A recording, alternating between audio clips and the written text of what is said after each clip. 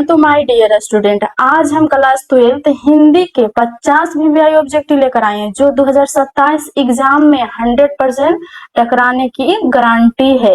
तो एक नंबर का प्रश्न हमारे पास दिया गया है कि मैं असहाय भी बस बैठी ही रही, उठ गया छावना मेरा, यह पंक्ति किस शीर्षक कविता से है? तो इसका राइट आंसर होगा ऑप्शन नंबर ए, पुत्र वियोग से। उसके बाद 2 नंबर का प्रश्न हमारे पास दिया गया है कि जयप्रकाश नारायण को समाज सेवा के लिए किस पुरस्कार से सम्मानित किया गया था? तो किस पुरस्कार से सम्मानित किया गया था? तो इसका राइट आंसर होगा ऑप्शन नंबर सी। उसके बाद 3 नंबर का प्रश्न हमारे पास दिया गया है कि जयप्रकाश नारायण जी का जन्म कहाँ हुआ था? तो जयप्रकाश नारायण जी का जन्म हुआ था ऑप्शन नंबर बी, बिहार में। उसके बाद 4 नंबर का प्रश्न हमारे पास दिया गया है कि संपूर्ण क्रांति क्या है? तो संपूर्ण क्रांति एक भाषण है, ऑप्शन नंबर सी। उसके बाद 5 नंबर का प्रश्न हमारे पास दिया गया है कि रामधारी सिंह दिनकर जी का जन्म कहाँ हुआ था? तो रामधारी सिंह दिनकर जी का जन्म हुआ था सिमरिया बेगूसराय, ऑप्शन नंबर ए। 6 नंबर का प्रश्न हमारे पास दिया गया है कि अर्धनारीश्वर कल्पित रूप किसका है? तो अर्धनारीश्वर कल्पित रूप है शंकर और पार्वती का, ऑप्शन नंबर बी। उसके बाद 7 नंबर का प्रश्न हमारे पास दिया गया है कि रामधारी सिंह दिनकर जी को किस रचना पर भारतीय ज्ञानपीठ पुरस्कार मिला था? तो इसका राइट आंसर होगा ऑप्शन नंबर सी, उर्वशी। उसके बाद 8 नंबर का प्रश्न हमारे पास दिया गया है कि रोज शीर्षक कहानी में मालती के पति किस व्यवसाय से जुड़े हुए थे? तो डॉक्टर से जुड़े हुए थे, ऑप्शन नंबर डी। उसके बाद 9 नंबर का प्रश्न हमारे पास दिया गया है कि रोज शीर्षक कहानी में माहेश्वर कौन सा फल लेकर आए थे? तो माहेश्वर कौन सा फल लेकर आए थे? ऑप्शन नंबर बी, आम। उसके बाद 10 नंबर का प्रश्न हमारे पास दिया गया है कि सन 1926 में भगत सिंह ने किस दल का गठन किया गया था? तो 1926 में भगत सिंह ने नौजवान भारत सभा का गठन किए थे। उसके बाद 11 नंबर का प्रश्न हमारे पास दिया गया है कि भगत सिंह किसे अपना आदर्श पुरुष मानते थे? तो इसका राइट आंसर होगा option number B, Kartar Singh Sarabha को। उसके बाद 12 नंबर का प्रश्न हमारे पास दिया गया है कि धांगर किस जगह से लाए गए थे? तो धांगर किस जगह से लाए गए थे? तो इसका राइट आंसर होगा ऑप्शन नंबर सी, छोटा नागपुर पठार से। 13 नंबर का प्रश्न हमारे पास दिया गया है कि बिना फेरे घोड़ा बिगड़ता है और बिना लड़े सिपाही, यह पंक्ति किस पाठ से लिया गया है? तो यह पंक्ति लिया गया है उसने कहा था, ऑप्शन नंबर बी से। उसके 14 नंबर का प्रश्न हमारे पास दिया गया है कि सिपाही की मां शीर्षक के कांकी में बिस्नी चरपाई के पास मोठे पर बैठकर क्या करती थी? तो मोठे पर बैठकर क्या करती थी? तो सूत काटती थी, ऑप्शन नंबर ए। उसके बाद 15 नंबर का प्रश्न हमारे पास दिया गया है कि मुन्नी कौन थी? तो इसका राइट आंसर होगा ऑप्शन नंबर सी, बिस्नी की बेटी। उसके बाद 16 नंबर का प्रश्न हमारे पास दिया गया है कि परगीत और समाज शीर्षक निबंध किस निबंध संग्रह से लिया गया था? तो इसका राइट आंसर होगा ऑप्शन नंबर ए, वाद विवाद संवाद से। उसके बाद 17 नंबर का प्रश्न हमारे पास दिया गया है कि कहीं नहीं वहीं कविता संग्रह किसके द्वारा रचित है? तो इसका राइट आंसर होगा option number B, Ashok Vajpayee द्वारा। उसके बाद 18 नंबर का प्रश्न हमारे पास दिया गया है कि हिंदी साहित्य में गजानन माधव मुक्ति बोध का उदय कैसे कवि के रूप में हुआ था? तो इसका राइट आंसर होगा ऑप्शन नंबर ए, प्रयोगवादी। 19 नंबर का प्रश्न हमारे पास दिया गया है कि कौन सा लेखक कांगो के शिक्षा मंत्री और वित्त मंत्री और प्रधानमंत्री रह चुके थे? तो इसका राइट आंसर होगा ऑप्शन नंबर ए।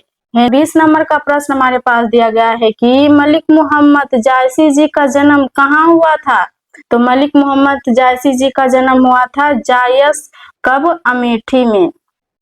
उसके बाद 21 नंबर का प्रश्न हमारे पास दिया गया है कि नाभा दास किस धारा के संत थे?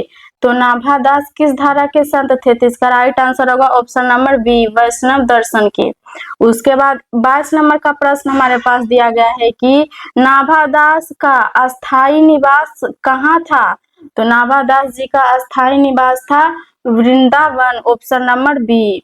उसके बाद 23 नंबर का प्रश्न हमारे पास दिया गया है कि सुभद्रा कुमारी चौहान रचित पुत्र वियोग शीर्षक कविता कैसी कृति है? तो इसका राइट आंसर होगा ऑप्शन नंबर ए, शोक गीत।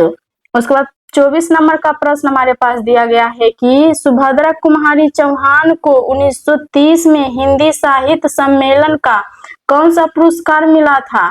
तो इसका राइट आंसर होगा ऑप्शन नंबर बी। उसके बाद 25 नंबर का प्रश्न हमारे पास दिया गया है कि ज्ञानेंद्रपति बिहार लोक सेवा आयोग द्वारा चयनित होकर किस पद पर पद स्थापित हुए थे? तो इसका राइट आंसर होगा ऑप्शन नंबर ए।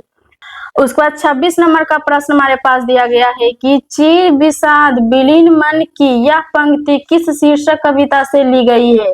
तो इसका राइट आंसर होगा ऑप्शन नंबर ए, तुमुल कुलहा कलहा में। उसके बाद 27 नंबर का प्रश्न हमारे पास दिया गया है कि चंद्रधर शर्मा गुलेरी जी की रचना कौन सी है? तो इसका राइट आंसर होगा ऑप्शन नंबर बी, उसने कहा था। उसके बाद 28 नंबर का प्रश्न हमारे पास दिया गया है कि नाभा दास किस कविता के लेखक थे? तो नाभा दास छप्पय, ऑप्शन नंबर बी, कविता के लेखक थे। उसके बाद 29 नंबर का प्रश्न हमारे पास दिया गया है कि जयप्रकाश नारायण जी का निधन यानी मृत्यु कब हुए थे? तो इसका राइट आंसर होगा 1979, ऑप्शन नंबर ए। उसके बाद 30 नंबर का प्रश्न हमारे पास दिया गया है कि रघुवीर सहाय का निधन कब हुआ था? तो इसका राइट आंसर होगा ऑप्शन नंबर ए, 30 दिसंबर 1990 को। 31 नंबर का प्रश्न हमारे पास दिया गया है कि सुखमय जीवन के लेखक कौन हैं? तो सुखमय जीवन के लेखक हैं चंद्रधर शर्मा गुलेरी जी, ऑप्शन नंबर बी। 32 नंबर का प्रश्न हमारे पास दिया गया है कि पद्मावत के कवि का क्या नाम था? तो पद्मावत के कवि का नाम था जायसी, ऑप्शन नंबर ए। उसके बाद 33 नंबर का प्रश्न हमारे पास दिया गया है कि उर्वशी के रचिता का क्या नाम था? तो इसका राइट आंसर होगा option number A, Ramdhari Singh Dinkar ji. उसके बाद 34 नंबर का प्रश्न हमारे पास दिया गया है कि चांद का मुंह टेढ़ा है यह कविता किसने लिखी है? तो इसका राइट आंसर होगा ऑप्शन नंबर ए, मुक्ति बोध। उसके बाद 35 नंबर का प्रश्न हमारे पास दिया गया है कि मानव दुरात्मा एक मानव की आत्मा एक यह पंक्ति किस कविता से ली गई है? तो इसका राइट आंसर होगा ऑप्शन नंबर ए, जन जन का चेहरा एक। उसके बाद 36 नंबर का प्रश्न हमारे पास दिया गया है कि पूरब पश्चिम से आते हैं नंगे बूचे नर कंकाल यह पंक्ति किस कविता की है? तो इसका राइट आंसर होगा ऑप्शन नंबर ए, अधिनायक। उसके बाद 37 नंबर का प्रश्न हमारे पास दिया गया है कि तेरी कुरमाई हो गई यह पंक्ति किस शीर्षक कहानी से है? तो इसका राइट आंसर होगा ऑप्शन नंबर बी, उसने कहा था। उसके बाद 38 नंबर का प्रश्न हमारे पास दिया गया है कि अज्ञेय जी द्वारा रचित पाठ का नाम क्या है? तो अज्ञेय जी द्वारा रचित पाठ का नाम है रोज, ऑप्शन नंबर ए। 39 नंबर का प्रश्न हमारे पास दिया गया है कि ओम प्रकाश वाल्मीकि जी के रचित आत्मकथा का नाम क्या था? तो इसका राइट आंसर होगा ऑप्शन नंबर ए, जूठन। उसके बाद 40 नंबर का प्रश्न हमारे पास दिया गया है कि विनोद कुमार शुक्ल रचित कविता का नाम बताएं। तो इसका राइट आंसर होगा ऑप्शन नंबर ए, प्यारे नन्हे बेटे को। उसके बाद 41 नंबर का प्रश्न हमारे पास दिया गया है कि ज्ञानेंद्रपति ने कौन सी कविता लिखी है? तो ज्ञानेंद्रपति ने कौन सी कविता लिखी थी? इसका राइट आंसर होगा ऑप्शन नंबर ए, गांव का घर। उसके बाद 42 नंबर का प्रश्न हमारे पास दिया गया है कि लहना सिंह किस कहानी का पात्र है? तो लहना सिंह किस कहानी का पात्र है? तो इसका राइट आंसर होगा ऑप्शन नंबर ए, उसने कहा था। उसके बाद 43 नंबर का प्रश्न हमारे पास दिया गया है कि माहेश्वर किस कहानी का पात्र है? तो इसका राइट आंसर होगा ऑप्शन नंबर ए, रोज। उसके बाद 44 नंबर का प्रश्न हमारे पास दिया गया है कि ब्रजराज कुंवर किस कविता का पात्र यानी संदर्भ है? तो इसका राइट आंसर होगा ऑप्शन नंबर ए, सूरदास के पद। उसके बाद 45 नंबर का प्रश्न हमारे पास दिया गया है कि छत्रसाल किस कविता के पात्र है? तो इसका राइट आंसर होगा ऑप्शन नंबर ए, कबीत। 46 नंबर का प्रश्न हमारे पास दिया गया है कि रामधारी सिंह दिनकर जी किस काल के कवि थे? तो रामधारी सिंह दिनकर थे आधुनिक काल, ऑप्शन नंबर 1। उसके बाद 47 नंबर का प्रश्न हमारे पास दिया गया है कि जायसी किस काल के कवि हैं? तो जायसी भक्ति काल के कवि हैं, ऑप्शन नंबर ए। उसके बाद 48 नंबर का प्रश्न हमारे पास दिया गया है कि ओ सदा नीरा शीर्षक पाठ हिंदी साहित्य की कौन सी विधा है? तो इसका राइट आंसर होगा ऑप्शन नंबर सी, निबंध। उसके बाद 49 नंबर का प्रश्न हमारे पास दिया गया है कि मेरा अकेलापन किस विधा की रचना है? हंसते हुए। तो इसका राइट आंसर होगा ऑप्शन नंबर बी, डायरी। उसके बाद 50 नंबर का प्रश्न और सबसे लास्ट प्रश्न हमारे पास दिया गया है कि सूर के दोनों पद किस महाकाव्य के अंश हैं? तो सूर के दोनों पद सूर सागर महाकाव्य के अंश है, ऑप्शन नंबर बी।